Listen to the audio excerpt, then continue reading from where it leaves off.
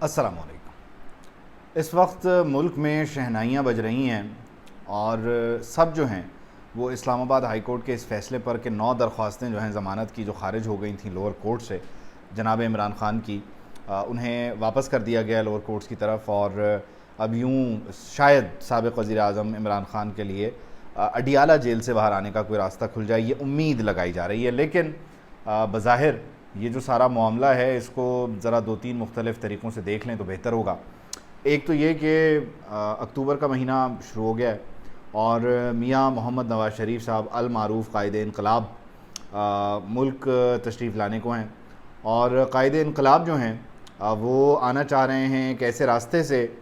کہ جو راستہ جناب عمران خان صاحب کو بندیال کے دور میں میسر تھا، یعنی کہ بلینکٹ ریلیف۔ عدالتیں انہیں کہیں کہ آپ نے جو کچھ کیا ٹھیک ہے، آپ کے پاس ضمانت ہے، آپ کے پاس اپیل بھی ہے، یہ بھی ہے، وہ بھی ہے، آپ جیل نہیں جائیں گے، آپ جائیں انتخابی مہم چلائیں، آپ جائیں جا کے جو مرضی کام کریں، چھوڑیں عدالتوں کی فکر، خیر ہے، گڈ ٹو سی یو،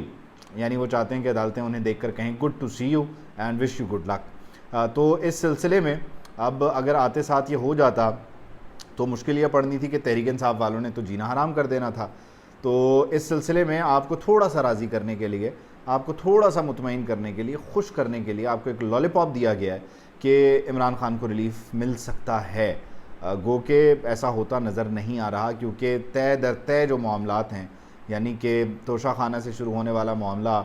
پہلے تو خیر القادر تھا، پھر توشہ خانہ، پھر سائفر، پھر دوبارہ القادر ہو سکتا ہے کیونکہ نیب ترامیم والا معاملہ بھی ہو چکا ہے واپس، اور اس کے بعد دہشت گردی کے معاملات، جلاؤ گھراؤ کے معاملات، 9 مئی کے واقعات، اور ایک کے بعد ایک کیس ہے۔ تو خان صاحب تو باہر نہیں آنے کو ہیں فی الحال،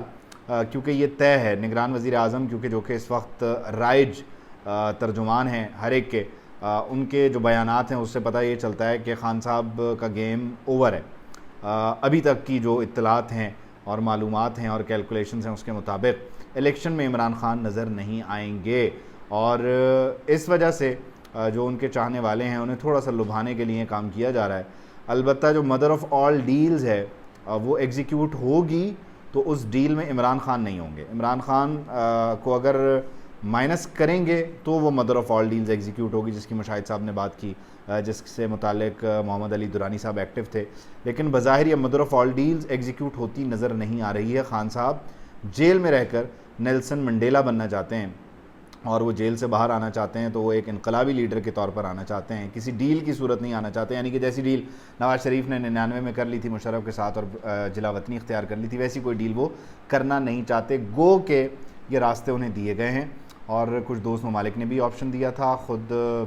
متعلقین نے، اسلام آباد کے گرد و نواح میں رہنے والوں نے، اسلام آباد والوں نے بھی یہ آپشن دیا تھا، لیکن ایسا ہوا نہیں، اور یہ کہ وہ چاہتے ہیں کہ وہ انقلابی لیڈر ہوں، گو کہ وہ ان کے بس کی بات نہیں ہے، یہ ایک الگ ڈیبیٹ ہے۔ لیکن آج کل جو عمران شفقت صاحب اپنے ویلاگ کے ذریعے کہانیاں کھول رہے ہیں اقتدار ملنے کی اور اقتدار ملنے کے بعد کی، وہ بڑی انٹرسٹنگ ہے، میں انہیں بڑا انجوائے کر رہا ہوں۔ عمران شفقت صاحب ہمارے سینئر ہیں اور ان کے پاس بڑے راز ہیں اور وہ ان رازوں سے پردہ اٹھا رہے ہیں، اچھی بات ہے۔ دوسری طرف ایک پریشان کن بات شیخ رشید صاحب والی ہے، انہیں پیش کر دینا چاہیے عدالتوں میں، یہ کسی طرح سے بھی جائز معاملہ نہیں ہے۔ فاروق حبیب ہوں یا شیخ رشید ہوں، ان لوگوں کو عدالتوں کے سامنے پیش کر دینا چاہیے۔ قانون اور انصاف کے دروازوں سے کیا کچھ نہیں ہو رہا، تو آپ ان دروازوں سے ہی اس کو کر لیں، تھوڑا اس کا for the face of it اس کو ایگزیکیوٹ کر لیں۔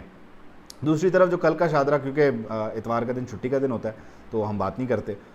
اس لیے جو شاہدرہ کا جلسہ تھا، آہا کیا جلسہ تھا، کیا شاندار جلسہ گیا مسلم لیگ نون نے۔ اس سے پتہ یہ چلتا ہے کہ مسلم لیگ نون 2013 سے 17 کی بھلے لاکھ مثالیں دے، لیکن ان کے ساتھ جو کارکردگی جڑی ہوئی ہے، جو چسپاں ہے، لف کر دی گئی ہے، وہ ان 16 مہینوں کی کارکردگی ہے جو شہباز شریف صاحب کے ذریعے کروا دی گئی، جو شہباز شریف صاحب نے کر دی۔ اب یہ جو بڑھتی ہوئی مہنگائی ہے، جو 37% پہ ہے، 38% پہ ہے، 39% پہ ہے، اور ماہوار بنیادوں پر بھی اس میں اضافہ ہو رہا ہے، ہفتہ وار بنیادوں پر بھی اس میں اضافہ ہو رہا ہے۔ ادھر 8 روپے پیٹرول کے کم کیے، ادھر 3 روپے بجلی کے بڑھا دیے، تو ادھر سے پکڑا یا ادھر سے پکڑا، وہی والا حساب ہے۔ لیکن مسئلہ یہ ہے کہ یہ کارکردگی ہانٹ کرے گی، اور ساتھ ہی ساتھ ایک ایسے وقت میں کہ جب آپ 2017 میں ووٹ کو عزت دو، جنرل فلانا، جسٹس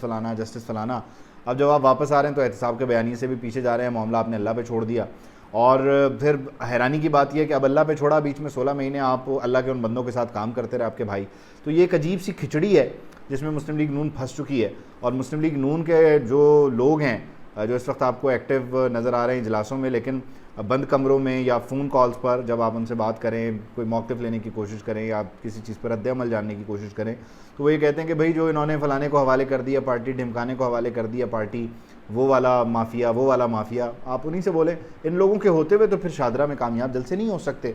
کامیاب جلسے ہوتے ہیں خواجہ سعد رفیق، خواجہ سلمان رفیق، حمزہ شہباز جیسے ورکرز کے کام کرنے سے، سردار ایاز صادق جیسے ورکرز کے اور لیڈرز کے کام کرنے سے یہ جلسے کامیاب ہوتے ہیں۔ یہ جلسے کسی مافیا کے ٹیک اوور کرنے سے کامیاب نہیں ہوتے۔ تو سب سے پہلے بیانیہ طے کر لیں، مہنگائی کے خلاف ہے تو اگر مہنگائی کے خلاف ہے تو پھر شہباز شریف کی تنقید سے شروع کریں، یہی ایک راستہ ہے۔ دوسرا، اگر آپ نے احتساب کی بات کرنی ہے تو وہ تو بھول جائیں۔